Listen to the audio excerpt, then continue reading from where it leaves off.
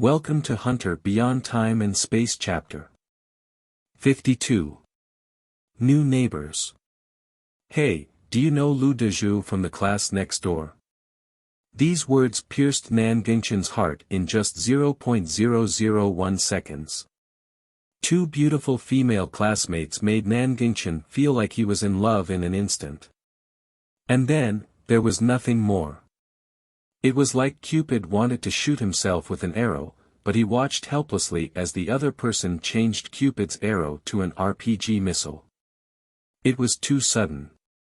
After being silent for a while, Nan Gingchen suddenly said, "I don't know, but I can go get to know him."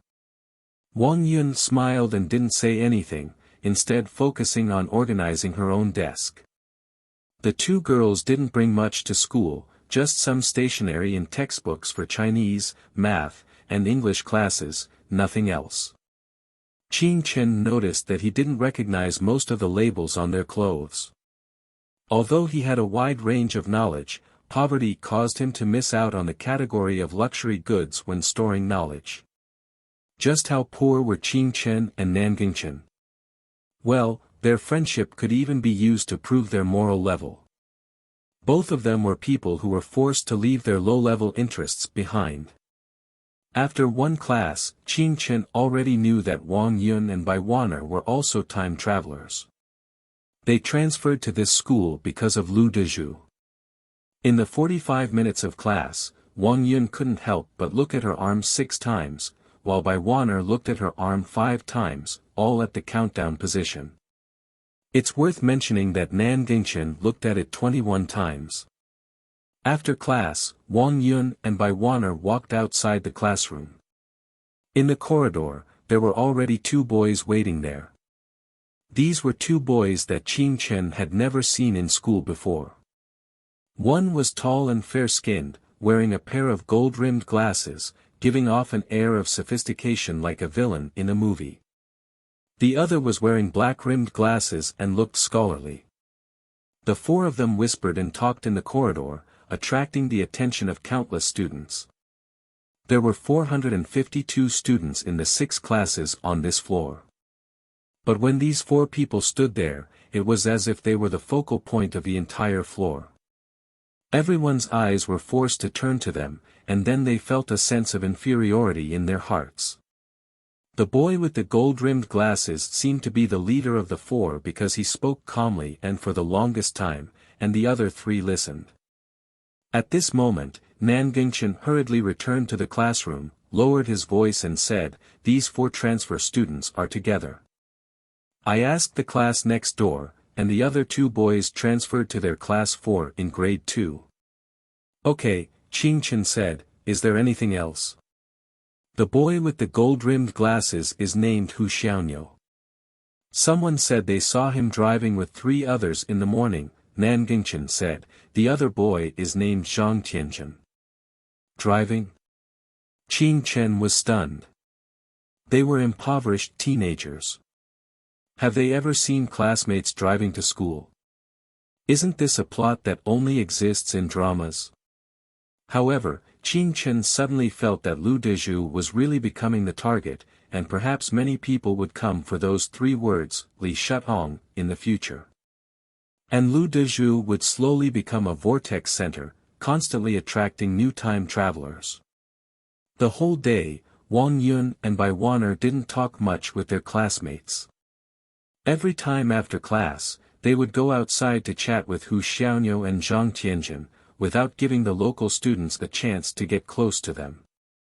During the day, the 2 girls also talked to Nan Gingchen a few times, asking about the teacher's name, teaching progress, and some facilities and habits in the school. As for Qing Chen, they didn't say a word to him. Qing Chen could tell that these 2 girls' academic performance was better than he imagined. Bai Wan'er took out a 2021 TOEFL exam directly from her bag during the English class, which Qing Chen had taken before. And Wang Yun was brushing up on physics competition questions. She didn't really pay attention in other classes. Qing Chen had never even heard of these Olympiad questions, which were probably teaching materials from some education institution. Moreover, when Qin Chen passed by the corridor on his way to the bathroom once, he clearly heard the four people speaking in English. This was probably deliberate to prevent their classmates from understanding. Qin Chen couldn't eavesdrop, but he still heard some keywords: time travelers, crossing, and how to get from City 7 to City 18. When it was time for self-study in the afternoon, Qin Chen whispered to Nanjingchen, "I'm leaving now. If there's anything in school, send me a WeChat message."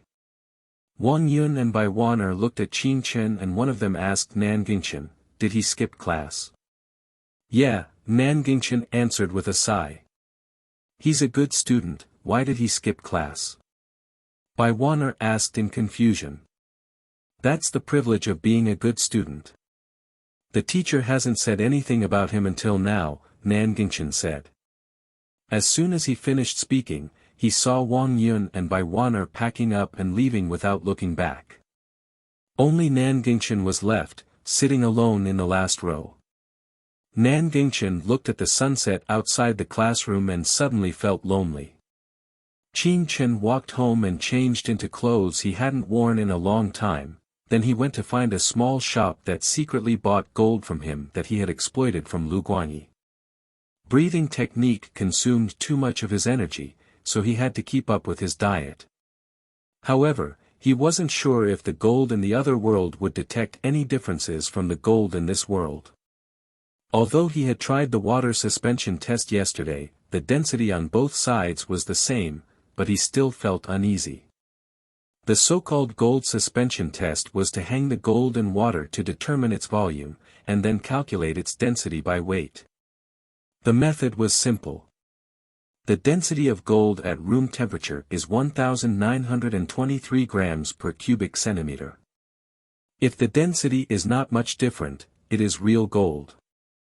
After preparing everything, Qin Chen pushed the door out with a backpack on his back, and happened to meet Wang Yun, Bai Waner, Hu Xiaoniu, and Zhang Tianzhen.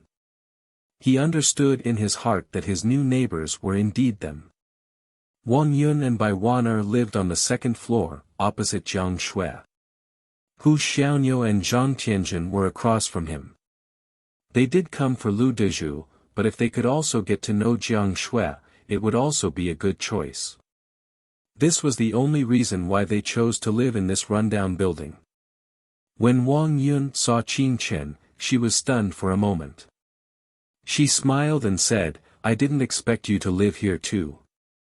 Hu Xiaoniu with the gold-rimmed glasses smiled and asked Wang Yun, "Who is this?" "He's our classmate in grade 2 class 3, Wang Yun explained. "The teacher said he's one of the best students in our grade." Hu Xiaoniu looked at Qin Chen and said, "Hello, I'm Hu Xiaoniu. Nice to meet you." "Okay," Qin Chen nodded calmly, "nice to meet you too." After speaking, he quickly disappeared into the dusk, not planning to have much contact with them. Thank you for listening to this episode of the audio novel, The Timeless Hunter. If you enjoy this channel, click subscribe for more fascinating English audio novels. Don't forget to leave a comment, like, turn on notifications, or share on social media below so you can find this channel again. Let us know your thoughts. See you next time.